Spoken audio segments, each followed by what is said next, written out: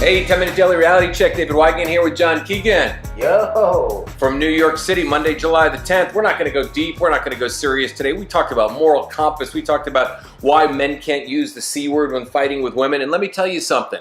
We love women, okay? We just don't like women that use men. Nor do we really respect men that use women and aren't authentic and true, for the record. And there's a whole podcast to be done on that. But we're not doing it today. Yeah, we're not doing it today. We're talking about other things, right? Yeah, today we're talking about other things, but I think a lot of people, we got a lot of feedback from the show yesterday. A lot of people said, God, you guys are pissed off and angry about that. No, we're angry about women that use men for their own benefit. We don't like entitled people, entitled. It's just a horrible thing, and it really, and there's a culture of it, and and our culture is allowing it, and somebody has to say no. Well, the lawyers allow it, the cultures allow it, the system allows it. Sometimes the government allows it. Sometimes the government allows it. Oh yeah, the food stamp people who play the whole thing. I mean, the people who have kids just to go get more Medicare and medical benefits. I mean, there are people that abuse the system. Just the idea that you could marry someone and just take half their stuff. Just the idea that's set up as a thing. Yeah, why is that set up like that? Right? But I don't want. Look, we did. Wait a second. Yeah, like that's the stupidest fucking law in the entire world. So you're married for 4 years and you're entitled to half of everything during that 4-year period. And a lot of it's just get that, and then it's no education, no hard work ever. Her only thing was she went out with this guy and had to put up with him like we all have to put up with each other. Hey, there are men that do it too, man. I know a lot of men that get the alimony. Oh, really? Yeah, but come on, living in Los Angeles, now absolutely. That you're telling me that, it's starting to make sense. Yeah, living in LA. Which women? Is there any women you know that I might be? No, I've met. If you're telling me that, I've met rich women. What's the minimum amount of time I can put in? A couple of years. So it's like getting an associate's degree. We're not even going to go there. Yeah, it's basically a bachelor's degree. You know, you make her healthy and happy, and then you get a settlement. I mean, that's the whole thing. It's a settlement. That's where I think the most disgusting part of the human is. It's a settlement.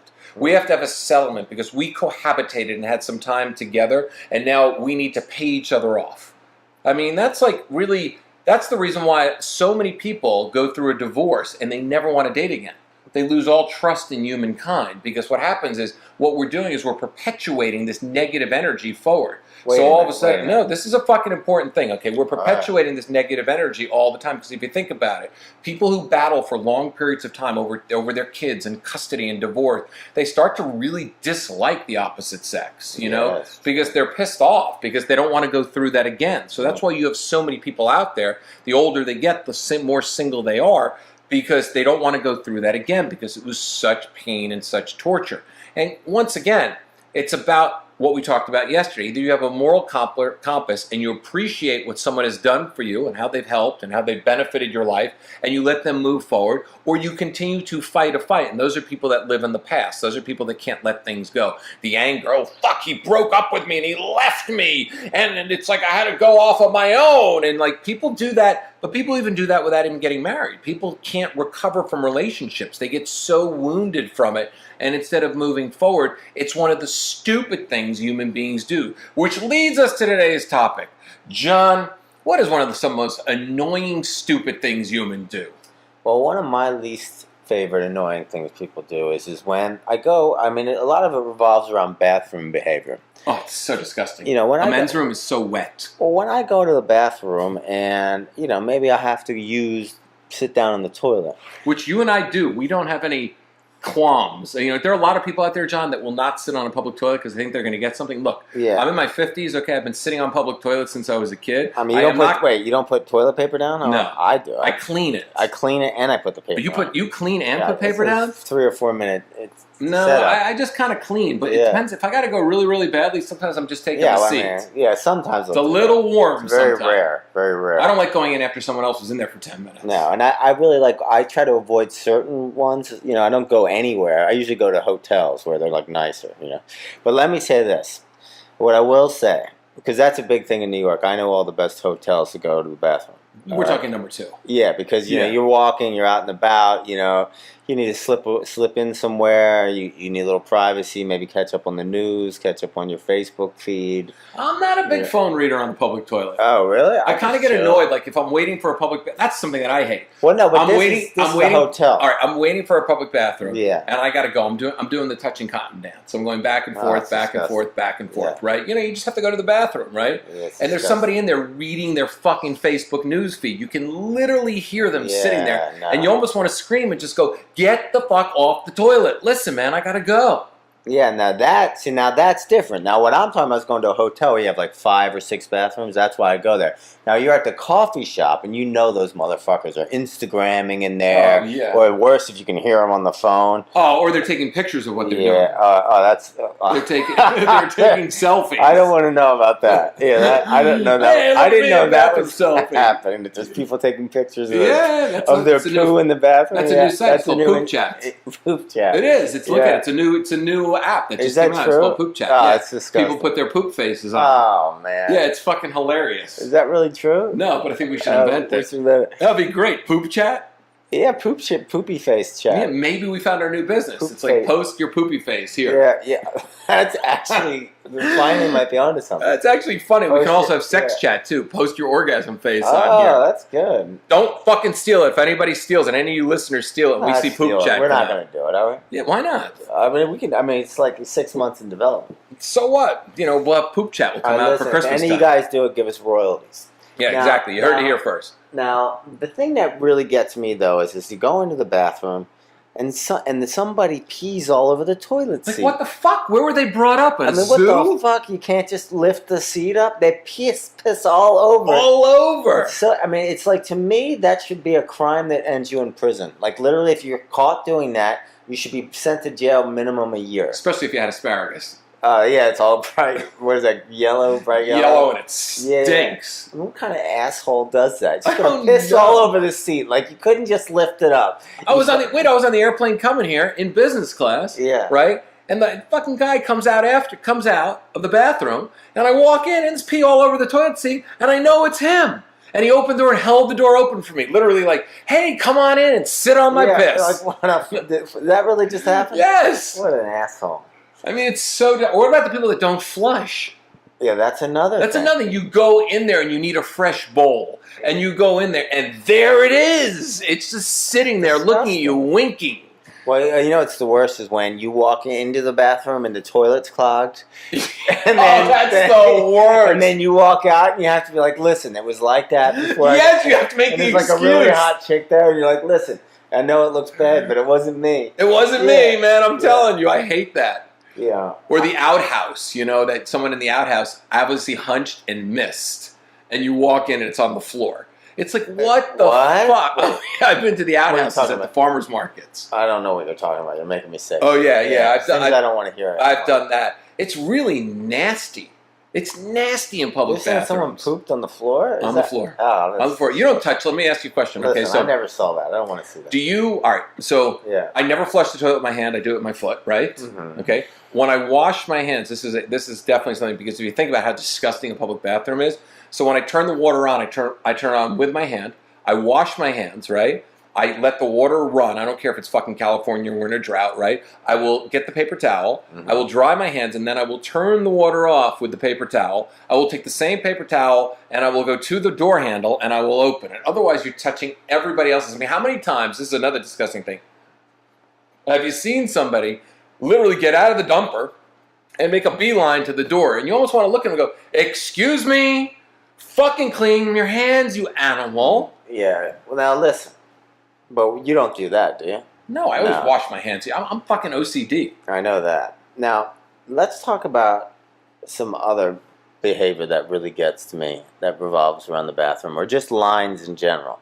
Okay. You know when you're standing, like, by the bathroom, like, outside the door, and there's really, like, sometimes you're in between, like, a wall, like, 2 walls, there's nowhere else to go, and there's just the bathroom door, and someone walks up to you and they say, are you waiting in line for the bathroom?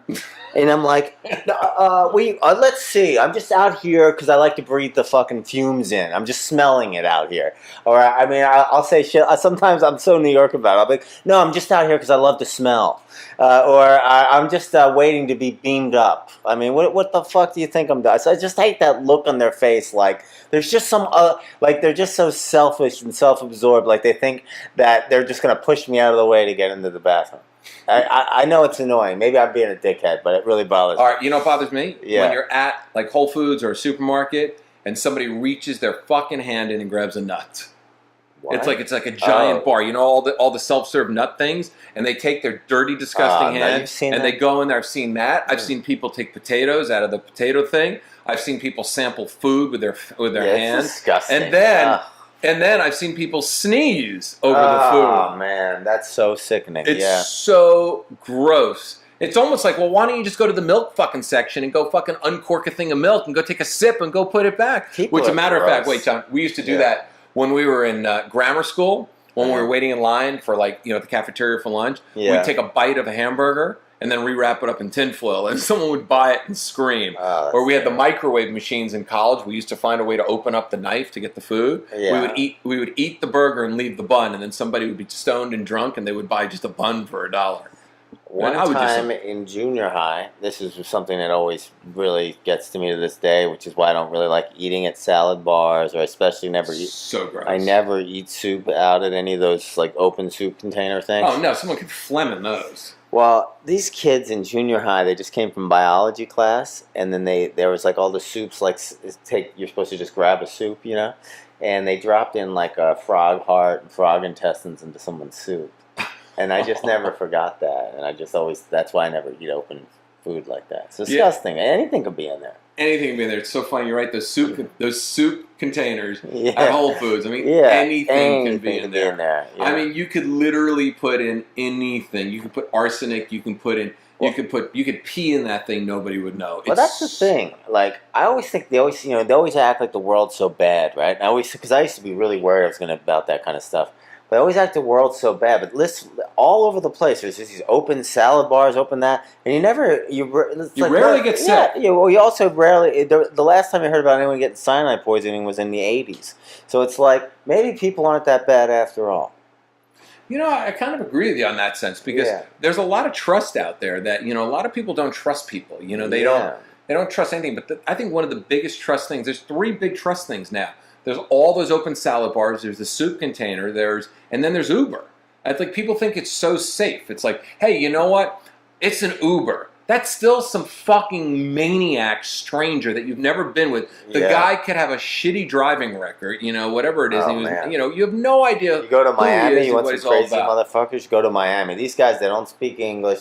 They literally look like someone just dumped them off there. I had this girl I was dating. I put her in an Uber. Like he just swam to America. Dude, I put this girl in an Uber, and right away, I think she's like, he's got, my boyfriend or whatever is going back to New York. And he's like, hey, see you, have fun in New York. And he starts flirting with her right in front of me. And literally, she said he flirted with her and asked for her phone number the whole ride home. Like that. Oh, yeah, Uber drivers. You know what Uber drivers are? Get out of here. Uber drivers are people that swipe on Tinder and don't ever meet anybody, so they become an Uber driver, right? Yeah. I mean, I have heard so many stories about Uber drivers hitting on women. Jesus I mean, literally, Christ. I can come up and help you with your grocery bags. They're like the creepy guy that has no game, so they drive women around in their Nissan Sentra.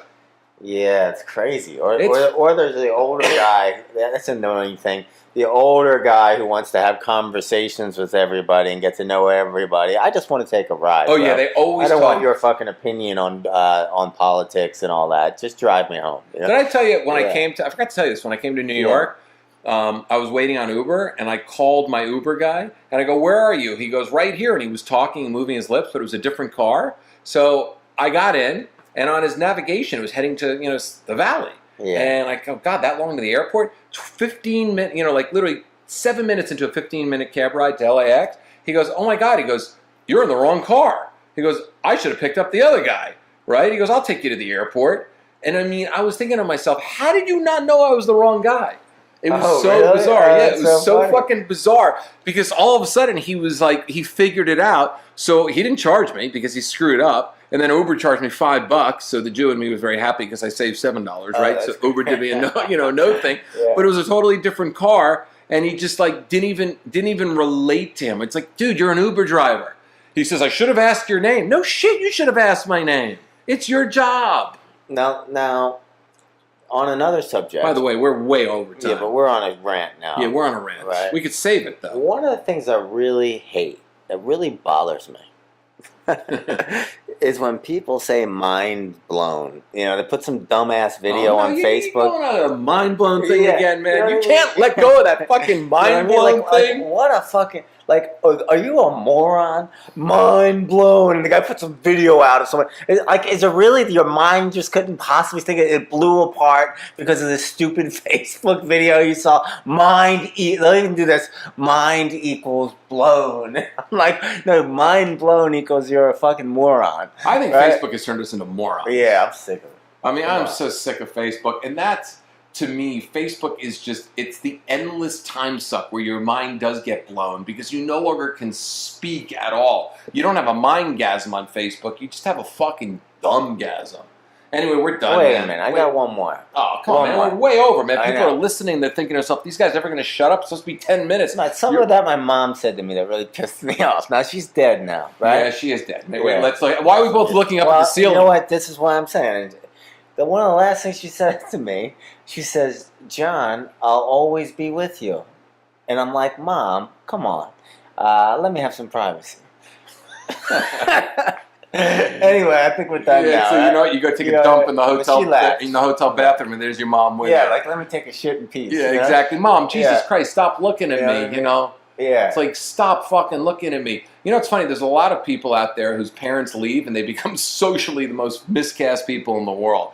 It's like all of a sudden they had all this great guidance from their mother, and they become lost and confused. Yeah. Those people. We'll talk about those people another day. My mom's always with me. So. Yeah, my mom's always with me too. Good night, Mom. Good night, Mom. Love you, Mommy. Love you, Mom. Good night, John Boy. All right. Anyway, come on back tomorrow for more radical self-help that does not suck.